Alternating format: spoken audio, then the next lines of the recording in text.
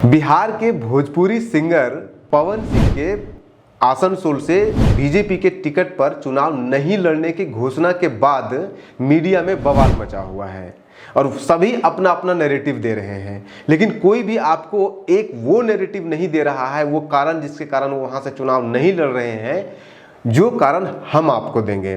सभी यही कह रहे हैं कि पवन सिंह ने बहुत सारा बंगालियों के खिलाफ गाना गाया है, जैसे कि उसमें से एक गाना है सवतनिया बंगाल से।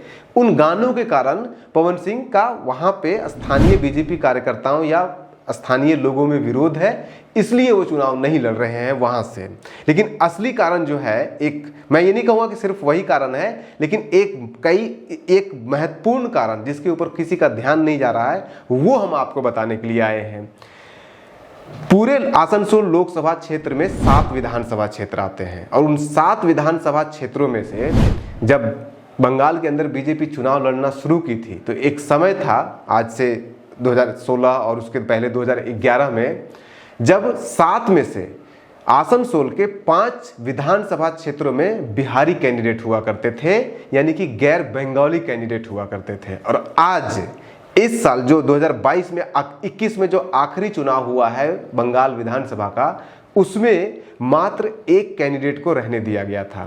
यानी कि वहां पे आसनसोल में बीजेपी के अंदर टीएमसी दे रहे हैं, बीजेपी के अंदर पिछले 10 सालों में आसनसोल का जो लीडरशिप है वो पूरी तरह से चेंज हुआ है और वहां पे बिहारी जितने भी कैंडिडेट हुआ करते थे, बिहारी जितने भी कार्यकर्ता थे, बिहारी जितने भी नेता थे आसनसोल के अंदर बीजेपी के अंदर, उन्होंने आसनसोल में बीजेपी का जमीन बनाया और आज की डेट में उस जमीन को उखाड़ दिया गया है बिहारी कैंडिडेट को। और उसका हम एक एक विधानसभा का आपको डिटेल देंगे और आपको बताएंगे कैसे कैसे किस कैंडिडेट को कब वहां से कैसे हटाया गया। और वहां पे जो आसनसोल लोकसभा क्षेत्र है, वहां पे बीजेपी जो चुनाव लड़ना चाहती है वो बिहारी बनाम बंगाली के नाम पे चुनाव लड़ना चाहती है। और उसका एक और उदाहरण मैं आपको दे देता हूं कि पिछले बंगाल विधानसभा चुनाव में एकमात्र बिहारी कैंडिडेट जिन्हें वहां से टिकट मिला था बीजेपी के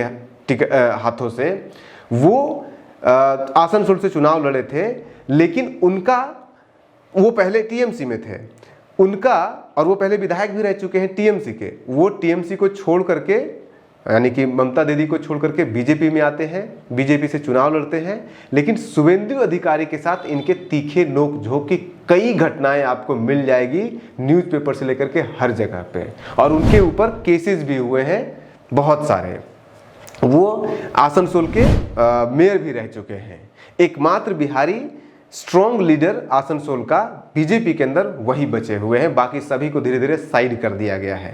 तो ये मुख्य कारण है वो पवन सिंह के वहां से नहीं लड़ने की, क्योंकि आसनसोल के अंदर बीजेपी का जो कुनबा है, जो बीजेपी के जो नेता हैं, कार्यकर्ता हैं, वो बिल्कुल अब शिफ्ट किए हैं पिछले 5-7 सालों में, खास करके पिछले 10 सालों में, जब वहां पे बीजेपी के ऊपर बिहारी नेताओं का अधिकार होता था या उनका दबदबा होता था। आज उल्टा हो गया है, बंगाली नेताओं का वहां पे दबदबा बढ़ गया है और इसी सेंटीमेंट के आधार पे वो चुनाव लड़ना चाहते हैं, क्योंकि आपको पता है कि टीएमसी पहले ही डिक्लेयर कर चुकी है कि वो बिहार के बिहारी बाबू शत्रुघ्न सिन्हा को वहां से उतार रहे हैं और इसी लाइन पे वो वहां पे चुनाव लड़ेंगे, लड़वाएंगे। आपको याद होगा कि शुभेंदु अधिकारी और जो इसके पहले 2 बार एमपी रह चुके हैं आसनसोल से, बाबुल सुप्रियो कलकत्ता से थे, और शुभेंदु अधिकारी जब वहां पे आए तो बाबुल सुप्रियो को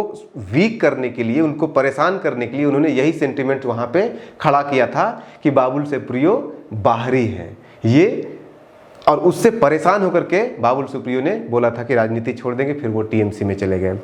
अब हम आपको एक एक करके, गाना भी एक कारण है, शुभेंदु अधिकारी का जो रवैया था, अड़ियल रवैया, वो भी एक कारण है, और बिहारी नॉन बिहारी का जो वहाँ पे, या फिर बिहारी बनाम बंगाली या लोकल वर्सेस आउटसाइडर का जो वहाँ पे डिबेट है, ये 3-4 मुख्य कारण हैं।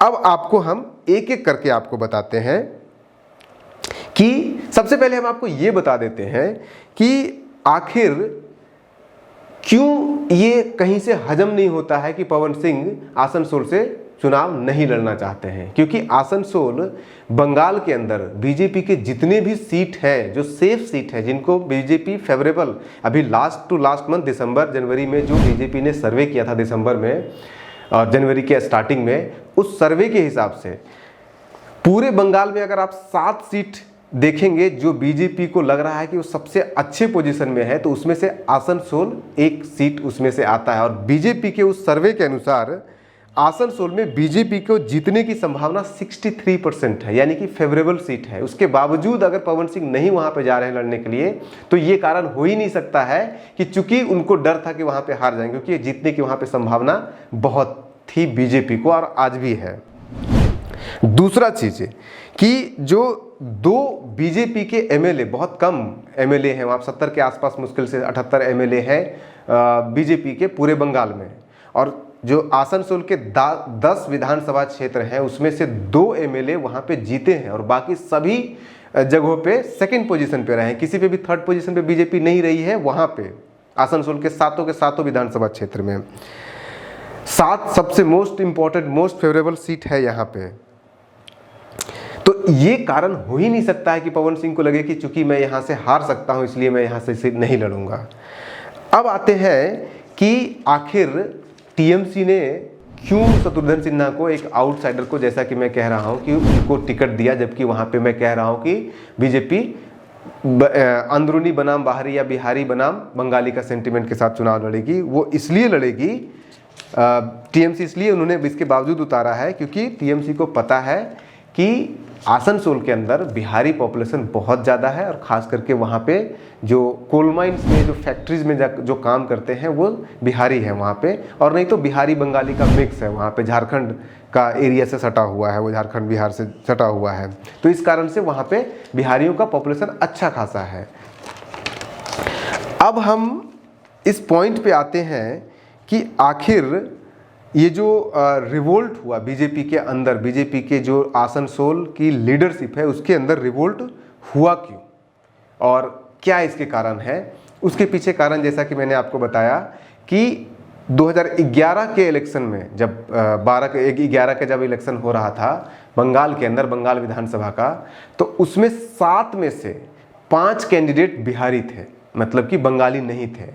जो पिछला चुनाव हुआ 2016 में, उसमें भी लगभग 4 कैंडिडेट जो थे वो नॉन बंगाली थे 7 में से, और अभी जो चुनाव हुआ उसमें मात्र 1 कैंडिडेट बिहारी को दिया गया और उस बिहारी कैंडिडेट के खिलाफ भी बहुत कुछ किया गया था और उनका शुभेंदु अधिकारी से झड़प भी हुआ है।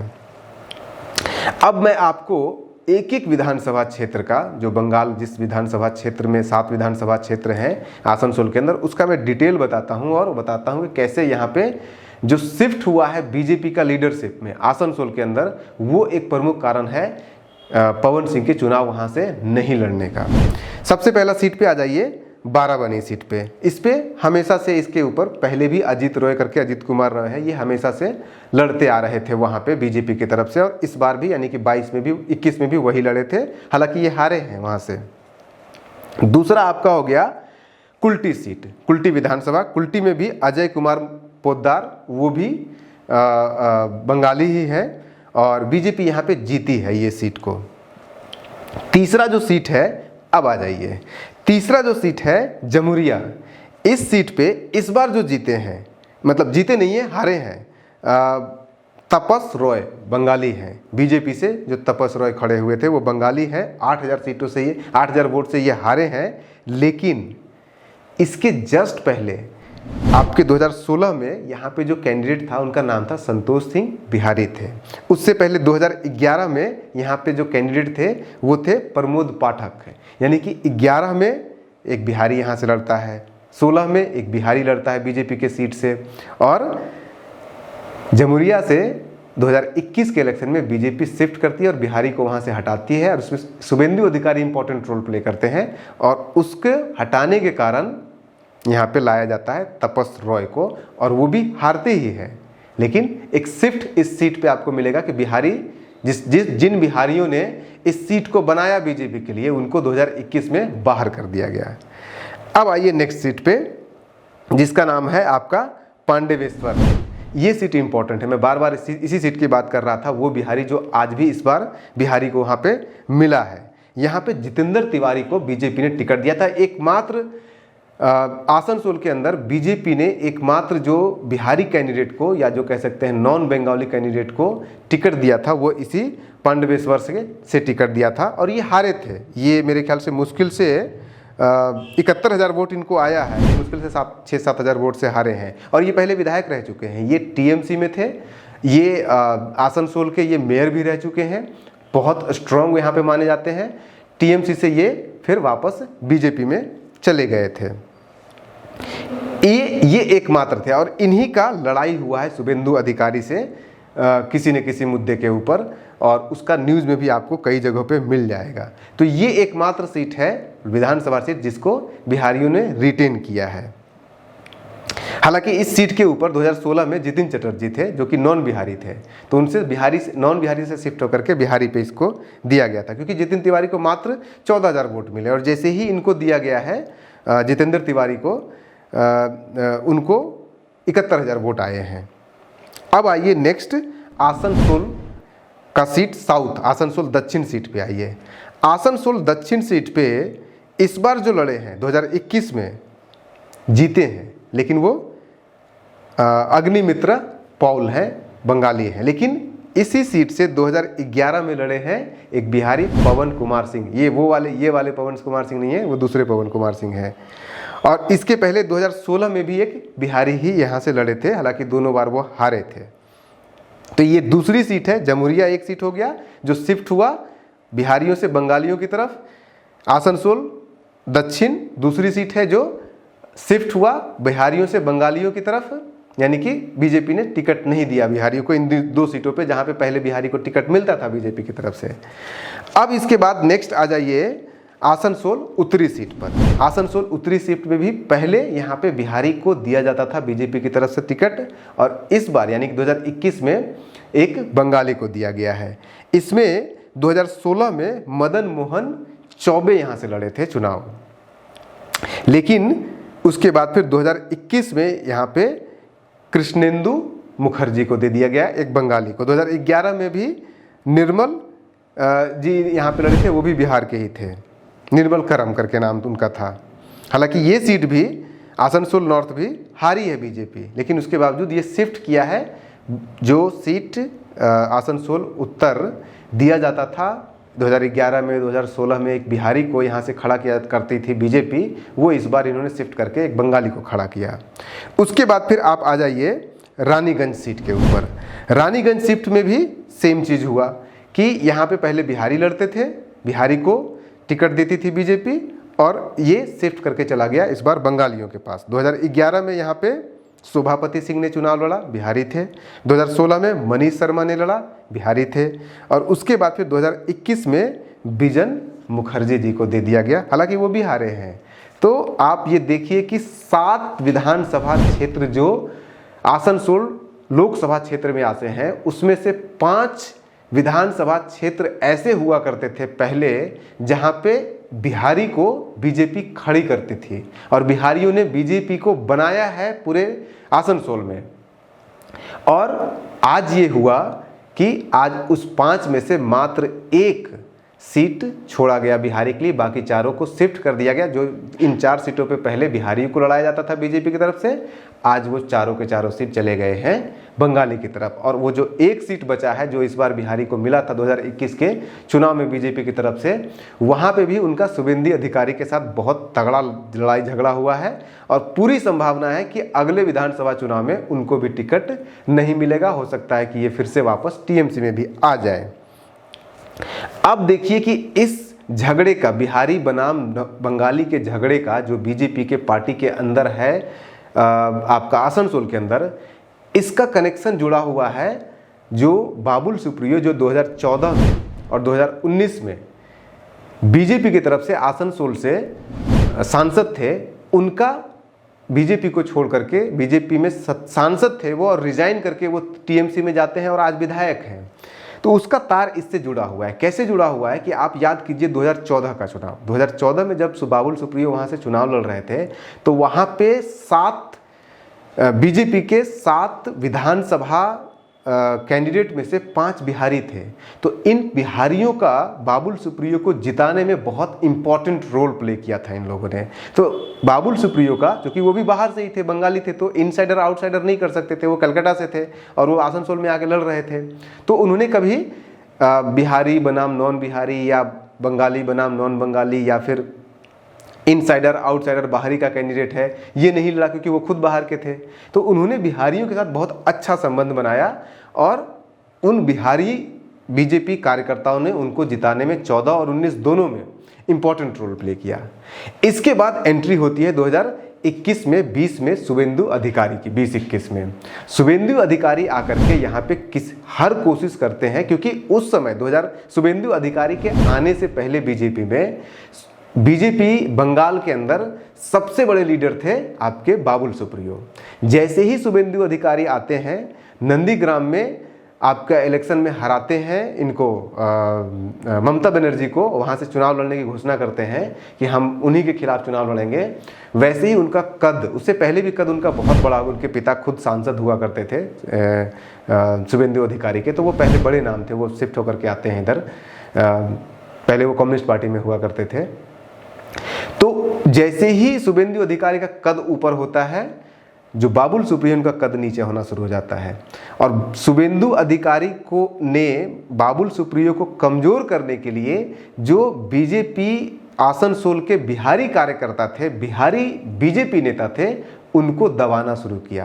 क्योंकि अगर आप बिहारी कार्यकर्ताओं को दबाएंगे, बिहारी बीजेपी नेताओं को आसनसोल के अंदर दबाएंगे, तो बाबुल सुप्रियो कमजोर होंगे, और जब बाबुल सुप्रियो कमजोर होंगे तो शुभेंदु अधिकारी का एक छत्र राज होगा बीजेपी बंगाल के अंदर। ये कनेक्शन है वहाँ पे जो ये मामला पूरा हुआ है। और इसके कारण आज के डेट में आपको भी पता है बाबुल सुप्रियो छोड़ चुके हैं, टीएमसी जा चुके हैं। तो आसनसोल के अंदर जो बिहारी नेता बीजेपी के हैं, जो बिहारी कार्यकर्ता हैं बीजेपी के, वो डेमोरलाइज्ड हैं, बैकहैंड पे हैं।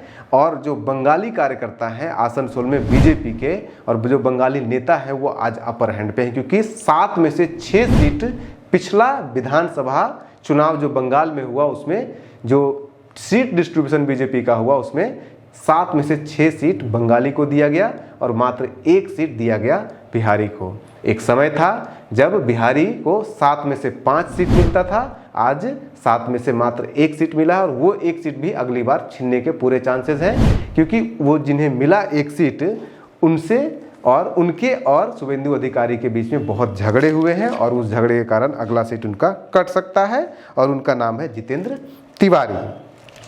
तो अब मुझे नहीं लगता है कि ये पॉइंट मुझे और आपको ज़्यादा समझाने की ज़रूरत है कि क्यों वहाँ पे बीजेपी बिहारी बनाम बंगाली का सेंटिमेंट खड़ा करके वहाँ पे लड़ना चाहती है। और उसके पीछे सबसे इम्पोर्टेंट कारण ये है कि आसनसोल में टीएमसी ऑलरेडी डिक्लेयर कर चुकी है, और वहाँ से अभी सिटिंग सांसद भी शत्रुघ्न सिन्हा है, बिहारी बाबू। तो उनके खिलाफ लड़ने के लिए बंगाली सेंटिमेंट, बंगाली नेशनलिज्म वहाँ पे बीजेपी उभारेगी। चुनाव जीतने के लिए कहीं पे हिंदू सेंटिमेंट जगाया जाता है, कहीं बंगाली सेंटिमेंट जगाया जाएगा। तो जो आसनसोल की लड़ाई होने वाली है वो बंगाली बनाम नॉन बंगाली की होने वाली है। और आप देख लीजिएगा, जो अगला टिकट मिलेगा आसनसोल से बीजेपी की तरफ से, वो कोई ना कोई बंगाली ही होगा, कोई बाहर का नहीं होगा, ये तय है। तो ये पॉइंट एक हो गया। इसके बाद फिर आपका जो एक पॉइंट मीडिया में भी ऑलरेडी चल रहा है, उस पर हम बहुत ज़्यादा नहीं, क्योंकि ऑलरेडी मीडिया में बहुत कुछ उस पर लिखा जा चुका है, बोला जा चुका है कि पवन सिंह ने बहुत सारे ऐसे गाने गाए हैं जिसमें बंगाली वुमेन के खिलाफ बहुत कुछ बोला गया, या बंगाली मतलब खिलाफ उसको नहीं कहेंगे, लेकिन हाँ बंगाली वुमेन को उसमें ग्लैमराइज किया गया, या वेलगर उसके बारे में बातें हुई है कि बंगाली औरतें जो है वो बंगाली औरत को लेकर के आएंगे, ये करेंगे। तो उस तरह की चीज़ें हैं उनके गानों में। इसमें पॉइंटलेस ये आर्गुमेंट नहीं है, लेकिन इस पॉइंट को, मतलब ये जो पवन सिंह का गाना है ना, ये उस बीजेपी के अंदर जो शिफ्ट हुआ है लीडरशिप का बिहारी से बंगाली की तरफ, उस चीज को ये स्ट्रॉन्ग किया है, ना कि इसके कारण वो झगड़े हुए हैं। झगड़ा पहले था शुभेंदु अधिकारी और बाबुल सुप्रियो के बीच में, बिहारी और नॉन बिहारी, बिहारी और बंगाली नेताओं के बीजेपी के अंदर। और उससे इस बिहारी पवन सिंह को जैसे ही टिकट का अनाउंस हुआ, वो फूट पड़ा और वहाँ पे लोकल लेवल पे आसनसोल के अंदर बहुत मीम्स चले और बहुत ज़्यादा इनका विरोध हुआ कि इनको टिकट देने के खिलाफ, कि ये बंगालियों के खिलाफ बहुत उल्टा सीधा करते हैं।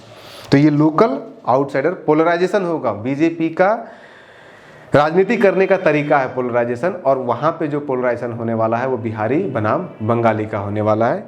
तो मुझे ऐसा लगता है कि ये जो मैंने आपने वीडियो बनाया है ये फुल रिस्पॉन्सिबिलिटी के साथ बनाया है हमने। अब सारा चीज़ मैंने आपको शेयर किया, हर कॉन्स्टिट्यूंसी का डेटा शेयर किया।